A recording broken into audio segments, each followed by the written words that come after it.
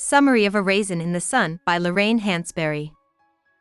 The book A Raisin in the Sun looks at how racism stops an African American family from reaching their goals.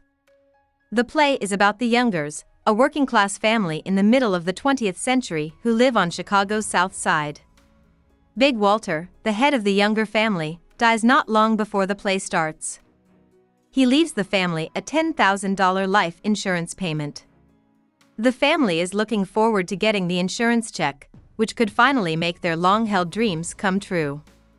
But the people in the Younger family have different ideas, different dreams, about how to best spend the money, which makes things tense.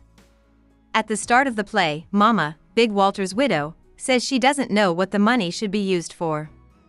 Mama tells Ruth, her daughter-in-law, that she and her late husband Big Walter both wanted to own a house, but they couldn't because they were poor and scared of black people. Benitha, Mama's daughter, wants to go to medical school and become a doctor, which was a big goal for an African American woman at the time. Walter Lee, Benitha's bigger brother, thinks her dream is silly and suggests she just get married. Mama and Ruth, Walter's wife, don't like the idea of Walter investing the insurance money in a liquor shop. Ruth shares Mama's desire for a house because she is worried about her troubled marriage and the small space where her family lives. She is also ready to support her husband's dream because, as she tells Mama, he needs this chance. As a white man's chauffeur, Walter thinks his job is low, and he thinks that investing in a liquor shop is the only way to make things better in the future. Ruth finds out she is pregnant on the same day the check comes in. This makes her wonder if the family can afford to raise another child. Mama begs Walter to persuade Ruth to keep the baby because she knows Ruth is thinking about having an abortion. Walter can't say anything, so he leaves the room. Mama sees her family falling apart, so she decides to do something bigger by putting down a down payment on a house in the white area of Clybourne Park. She hopes that this will bring her family back together. Mama's choice to buy a house makes Walter feel even worse because he no longer has the chance to make his dream come true. Ruth, on the other hand, feels happy and hopeful about her family because of the new house. It helps her imagine a happy future for her unborn child.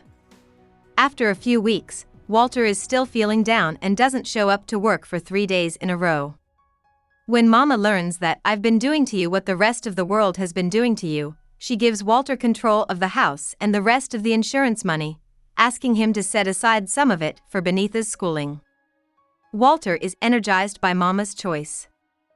Another week goes by, and the family is excitedly getting ready to move. That's when Carl Lindner shows up and tells them that Clybourne Park wants to buy their new home to stop them from moving there. The family politely turns down the offer. Soon after, Walter's friend Bobo walks in and tells him that Willie Harris has left with the booze store investment. Walter put all of the insurance money into the booze store without listening to Mama's advice. Now the family is almost broke because of the loss. After an hour, Joseph Asagai, a student from Nigeria, goes to see Benitha and finds her upset about the lost money. Asagai asks Benitha to marry him and come home to Africa with him. This is a sudden offer that Benitha says she will have to think about.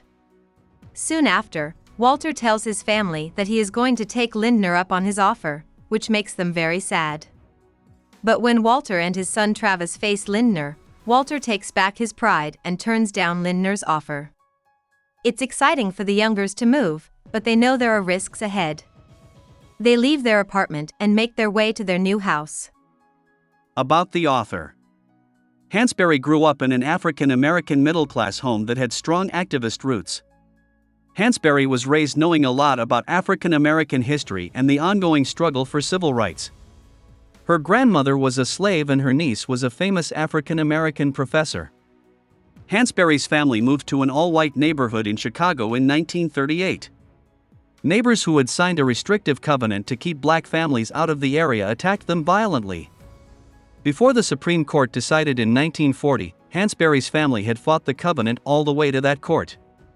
Hansberry went to the University of Wisconsin for a few years but dropped out and moved to New York in 1950 to write and work for social change. Hansberry's most famous play, A Raisin in the Sun, opened on Broadway in 1959, making her the first African-American woman to write a play that was performed there. Hansberry died in 1965 at the age of 34. Hope we summarized it fully and you liked it. Please hit the like button and subscribe to our channel so that we are motivated to create more videos.